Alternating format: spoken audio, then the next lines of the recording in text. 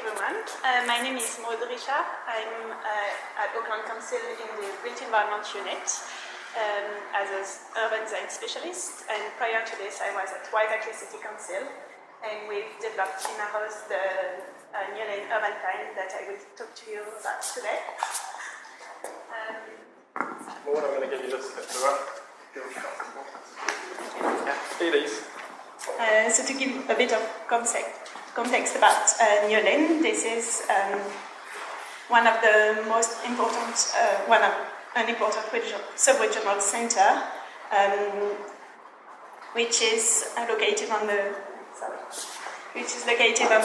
western rail line on either side, actually, and this is an important southern gateway to the West Auckland and also the Waitakere ranges.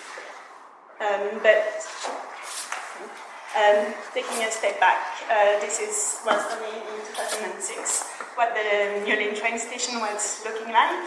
Only one train, separate, not really inviting environment.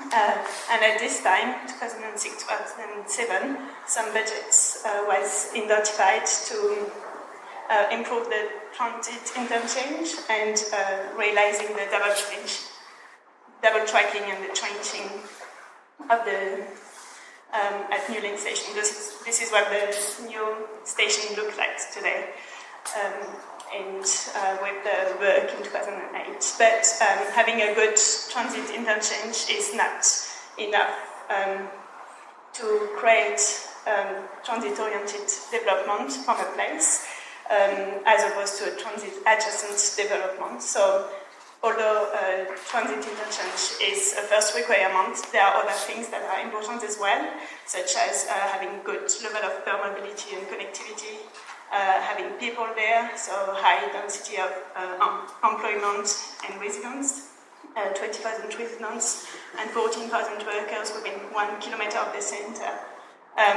is what best practice has shown. Also, an efficient parking management. Good facilities for pedestrians and cyclists is key. Having a mix of housing typologies and mix of uses, and office and retail as opposed to car-based activity. So this is what the context of the New Lane Urban Plan was. From all the investment on the transit interchange, how to step further, and creating this bold vision for New Lane, raising aspirations, and identifying some potentials and projects for the place. This is what the New Lane, this vision for New Lane is. So creating a unique, sustainable urban place, a place which is reflective of its rich diversity, and vibrant and cosmopolitan. This is a vision within the next 20 years. And a lot of work had been done over the past 15 years, so we've built on this, but also involved a lot of workshops with the community, the council staff and councillors, also with government agencies. So we had about more than 50 workshops, and other councils were involved as well. It involved a lot of analysis of this previous work and of the different layers that make the place, identifying the different weaknesses, strengths, and the potentials for the future.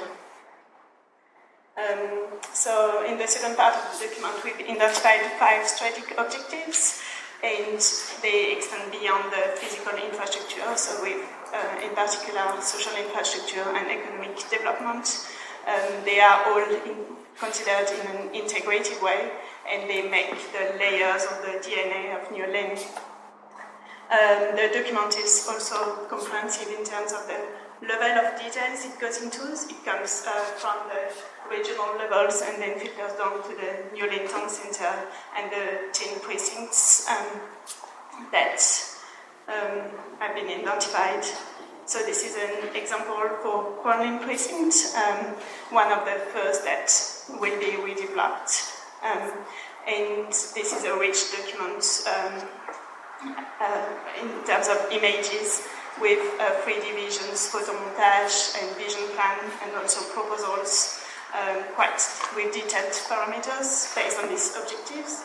So just to come back on these higher level objectives, in terms of open space, it's about realizing that it's really key to have high amenity in a more higher density environment, having play facilities and enhancing ecological values, edible landscapes, and treating the assets that we have, such as the Fall River in Yulin, and having the street as well, acting as a playground a bit more.